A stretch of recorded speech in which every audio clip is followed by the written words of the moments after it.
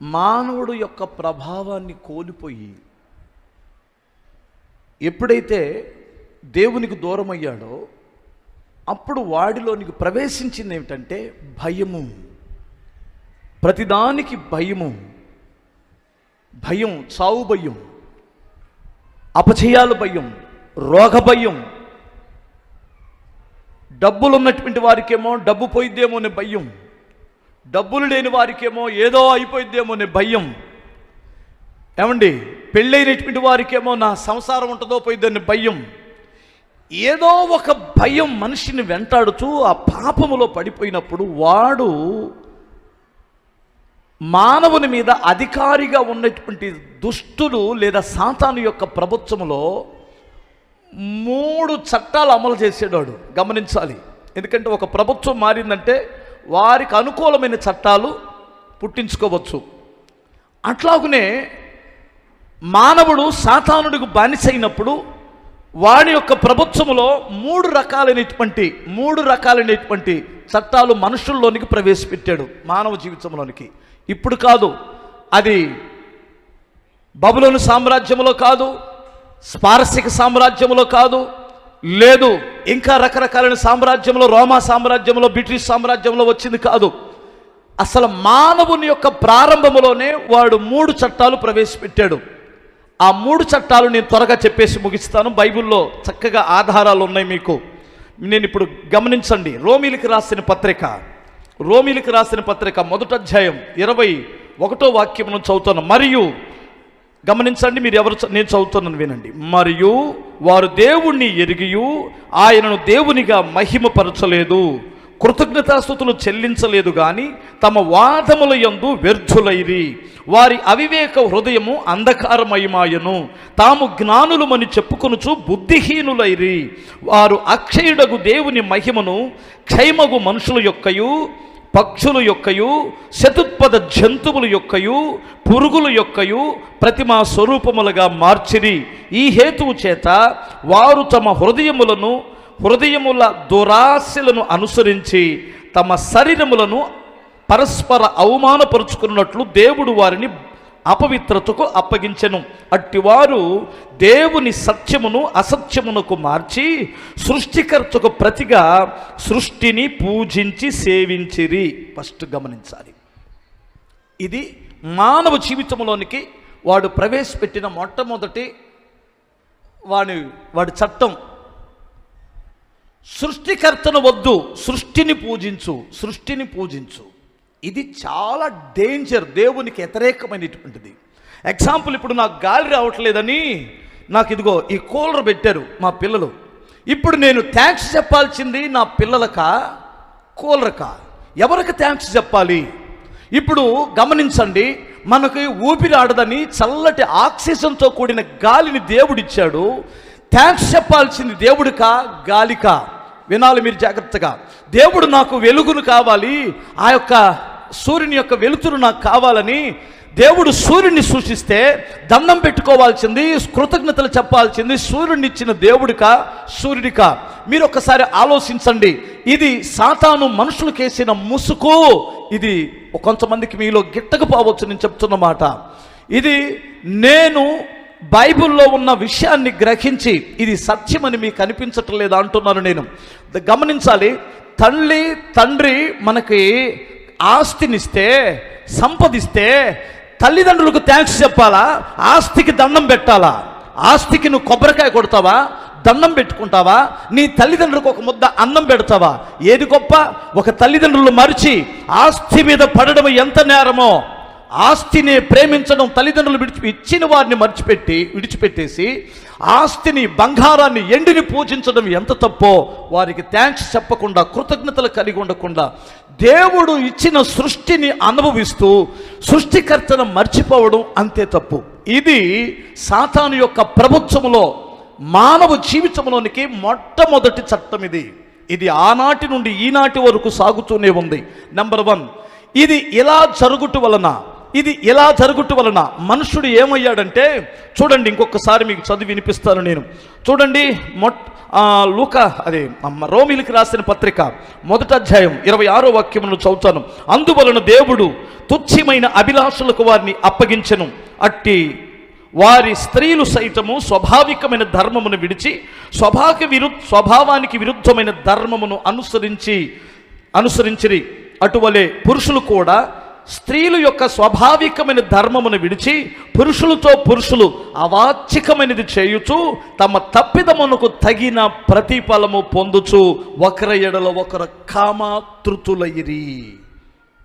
గమనించాలి, స్వభావానికి విరుద్ధమైనటువంటిది ఎప్పుడైతే నువ్వు కామానికి గురవుతావో అది సాతాను యొక్క క్రియ నీలో పనిచేస్తుందని అర్థం. గమనించండి, దేవుడు మొట్టమొదటగా మన శరీరం ఎదుగుతున్న కొలది మనలో కోరికలు సహజంగా పడుతాయి.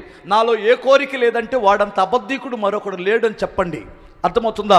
నేను పుట్టకతోనే పరిశుద్ధుడిని, నాలో ఏ ఆలోచనలు లేదు, ఏ కోరికలు లేవని స్త్రీ చెప్పినా పురుషుడు చెప్పినా వాడు అబద్ధికుడని చెప్పండి. తల్లి తండ్రికి కలిపి పుట్టిన ఏ ఒక్కడిలోనైనా ఈ కోరికలు, కామ కోరికలు ఖచ్చితంగా వస్తాయి. ఈ కోరికను నెరవేర్చుకోవడానికి దేవుడు ఆదిలోనే పెళ్లి చేసి ఆ కోరికలు అపవిత్రం కాకుండానట్లు, వారి శరీరం అపవిత్రం కాకుండానట్లు భార్యాభర్తలనుగా దేవుడు జతపరిచారు. ఈ సాతాను యొక్క క్రియతో ఈ కోరికలు ఎంతగా అయిపోయినాయి అంటే పురుషులు కూడా పాపం చేయొచ్చు, స్త్రీలతో కూడా పాపం చేయొచ్చు అని కామాతృతకు బలైపోయారు. వాస్తవంగా HIV అనే రోగం ఇప్పుడు మనుషుల్లో మనకు పనిచేస్తూ ఉంది. మీరు గమనించారు కదా, ఈ HIV, ఈ ఎయిడ్స్ అనేటువంటి రోగం మనుషుల్లో నుంచి మనుషుల్లోనికి రాలేదు, జంతువుల్లో నుండి మానవుల్లోనికి వచ్చిందంట ఈ వైరస్. గమనించాలి, కారణం ఏమిటంటే ఒక కామాతృతుడైనటువంటి మనుషుడు జంతువుతో పాపం చేయడం వలన వచ్చినటువంటిదే ఈ వైరస్. ప్రియులారా, మీరు గమనించండి, ఇలాంటి ఈ నీచమైన కార్యాలకు సంబంధించినటువంటి బుద్ధి మానవుల్లో చాలా ఎక్కువగా కనిపిస్తుంది. వరంగల్లో ఈ మధ్యకాలంలో మనం ఒక 4-5 సంవత్సరాల క్రితం ఒక విషయం వార్తల్లో విన్నాం. ఏమిటంటే ఒక 9 నెలల పాపని ఒక యవనస్తుడైనటువంటి వాడు తల్లి కవిగిరిలో ఉన్న బిడ్డను తీసుకొని నిద్రపోతున్నటువంటి బిడ్డని పాడు చేసి చంపేశాడట. ఎన్ని నెలలు? 9 నెలల పిల్ల. ఏమంటే ఆ పిల్లని చూస్తే సింహం పులి ముందుగాని పెడితే పులి కూడా ముద్దాడిద్దండి, ఆ పిల్లని సింహం ముద్దాడిద్దండి. ఎందుకంటే అంత పాలబుగ్గలతో ఉన్నటువంటి ఆ ముక్కుపచ్చలారని బిడ్డని ముద్దు పెట్టుకోవాల్సిన మానవుడు పాపం చేసి చంపేశాడని మనం చదువుకున్నాం. ప్రియులారా, మీరు గమనించండి, ఇది నేను అంటాను సాతాను యొక్క ప్రభుత్వములో కామాతృత ఏర్పడింది.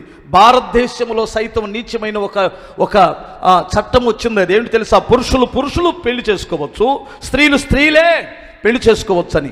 క్రైస్తవ దేశమైనటువంటి అమెరికా దేశంలో ఒక నీచమైనటువంటి చట్టం పుట్టింది. పురుషులు స్త్రీలని.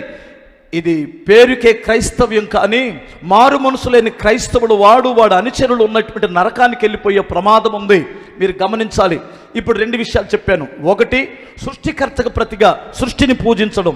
2, కామాతృత కలిగి బ్రతకడం. ఈ 2 పాపాలకి మించిన మరొక పాపం ఉంది, అది హృదయంలో జరిగే పాపం. ఆ పాపాన్ని గురించి బైబిల్ స్పష్టంగా మాట్లాడుతుంది. మనందరం కూడా ఆ పాపం ఏమైనా ఉందేమో చూసుకోవాలి, దీన్ని జయించడానికి ప్రయత్నం చేయాలి. మరియు వారు తన మనసులో దేవునికి చోటియ్యనొల్లకపోయిరి గనుక చేయరాని కార్యములు చేయుటకు దేవుడు వారిని భ్రష్ట మనసుకు అప్పగించెను. అట్టివారు సమస్తమైన దుర్నీతి చేతను, దుష్టత్వము చేతను, లోభము చేతను, వీష చేతను నిండుకొని మత్సరము, నరహత్య, కలహము, కపటము, వైరముతో నిండిన వారై కొండెగాండ్రును, అపవాదుకులను, దేవదూషకులను, హింసకులను, అహంకారులను, బింకములాడువారును, చెడ్డవాటిని కల్పించువారును, తల్లిదండ్రులకు అవిధేయులను, అవివేకులను, మాట తప్పువారును, అనురాగ రహితులను, నిరుత్తులైరి. ఇట్టి కార్యములు అభ్యసించువారు మరణమునకు తగినవారు. ప్రియులారా, మీరు గమనించాలి, ఇది పూర్తి తీర్పు జరిగిపోయింది ఇక్కడ. ఏ మరణం ఇది? మరణములో 3 రకాలైన మరణాలు ఉంటాయి. భౌతిక సంబంధమైన మరణం, ఆధ్యాత్మికమైన మరణం. భౌతికంగా మంచివాడు చెడ్డవాడు అందరూ చచ్చిపోతారు. ఆధ్యాత్మికమైనటువంటి మరణం ఏమిటంటే ఈ పండు తినిన దినము నీ నిశ్చయము నువ్వు చస్తావన్నాడు, అది ఆధ్యాత్మికమైన మరణం. ఈ ఆధ్యాత్మికమైన మరణములోనికి ఎవడైతే ప్రవేశిస్తాడో శారీరకంగా చచ్చిపోతే వాడు నిత్య నరకము, నిత్య అగ్నిగుండమనే నరకములోనికి వెళ్ళిపోతాడు. అది నిత్య మరణము అంటారు. అక్కడ అగ్ని ఆరదు, పురుగు చావదు. మన హైందవ గ్రంథంలో కూడా మన తాత ముత్తాతలు చెప్పారు, యమగుండం అనేటువంటిది ఉందిరా, నరకం అనేటువంటిది ఉందని క్రైస్తవులు చెబితే హైందవులు ఏం చెబుతున్నారంటే నరకం, యమగుండం ఉంది, అక్కడ శిక్ష ఉంటుంది అని. ముస్లింలు కూడా అదే చెబుతున్నారు. ఒక నరకము లేకుండా ఇన్ని మతాలు ఎప్పుడు చెప్పవు. అర్థమవుతుంది, ఖచ్చితంగా ఉంది. ఈ నరకానికి పాత్రులైనటువంటి వాడు ఈ యొక్క 3 విషయాలలో లోబడినటువంటి వాడు. నెంబర్ 1, సృష్టికర్తకు ప్రతిగా సృష్టిని పూజించిన వాడు. నెంబర్ 2, కామాతృతుడైనటువంటి వాడు. నెంబర్ 3, ఈ సమస్త దుష్టత్వముతో నింపబడినటువంటి వాడు. ఇట్టివారు మరణమునకు లోనైన వారని బైబిల్ చెబుతుంది. ఈ మరణాన్ని తప్పించుకోవడానికి మన పెద్దలు, మన పితరులు యజ్ఞాలు చేశారు, యాగాలు చేస్తున్నారు, నానా విధాలైనటువంటి పుణ్యకార్యాలు చేసి తప్పించుకోవాలని ప్రయత్నం చేస్తున్నారు. ఈ ప్రయత్నం ఎలాంటిదంటే, వాస్తవంగా చెప్పాలంటే, ఒకడు కృష్ణానదిని ఎగిరి అవతలకు దూకాలి అని ఎవడ ప్రయత్నం చేసి దూకగలడో వాడు దూకితే ఈడు కూడా పరలోకానికి వెళ్ళిపోయినట్లే. కానీ అది ఎప్పటికీ జరగదు. కానీ ఒక వారధి కట్టబడాలి, ఇక్కడ నుండి అక్కడికి ఒక వారధి కట్టబడాలి. ఇలాంటి మరణమునకు లోనైన మనుషులని రక్షించడానికి దేవుడు తన ప్రణాళికను వేశాడు. ఒకప్పుడు భూమి శూన్యముగా నిరాకారముగా ఉన్నప్పుడు దీన్ని ఎలా బాగు చేసి మానవుని సృష్టించాడో, చెడిపోయినటువంటి మానవ జాతిని రక్షించడానికి తిరిగి అదే దేవుని యొక్క గుణగణాలని దేవుని కృపచేత రక్షించడానికి 2000 సంవత్సరాల క్రితం కన్యక గర్భాన ఆయన సామాన్యమైనటువంటి మనుషుడుగా ఈ లోకానికి రావాల్సి వచ్చింది. ఇదే క్రిస్మస్.